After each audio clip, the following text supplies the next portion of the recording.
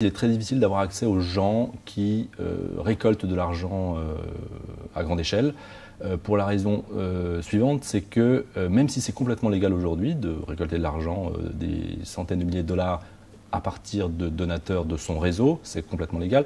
En revanche, il y a toujours un soupçon de tentative d'achat d'influence, d'achat d'accès auprès du candidat.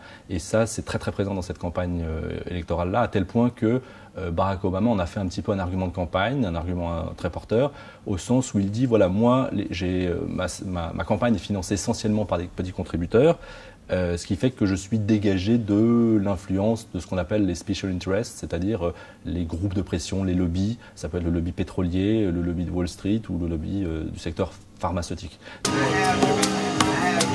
Obama a une toute autre stratégie. Ticket d'entrée pour cette levée de fonds organisée par ses supporters, $50 payés par Internet. C'est la révolution Obama. Depuis le début de sa campagne, la majorité des dons est inférieure à $200. Ce recours à l'argent des petites gens, c'est l'image qu'Obama veut donner, loin des intérêts du capital. Cet argent permet d'acheter des espaces publicitaires pour les publicités politiques des candidats. En ce sens, Obama a un avantage considérable. Il a dépensé 2 fois plus d'argent que John McCain.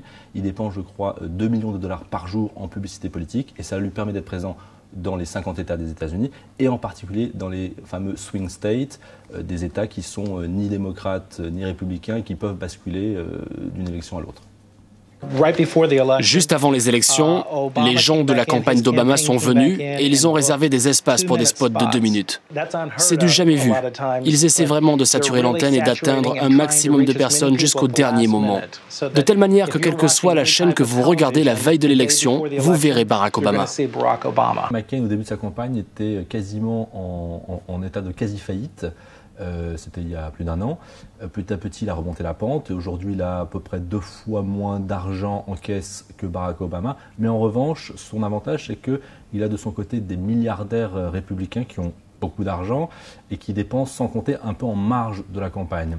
Un exemple, en 2004, il y avait un certain Bob Perry qui a dépensé des millions de dollars et qui a fait trébucher le candidat John Kerry à l'époque, le candidat démocrate, qui ne s'en est pas remis. Et cette année, il y a un milliardaire qui s'appelle Sheldon Adelson, qui est le 3e Américain le plus riche du pays l'année dernière, et qui a dit-on, des centaines de millions de dollars pour faire tomber le candidat démocrate, à savoir Obama. Obama est bien l'ennemi à abattre. Il ne s'est pas entretenu une seule fois en tête-à-tête avec nos officiers en Irak.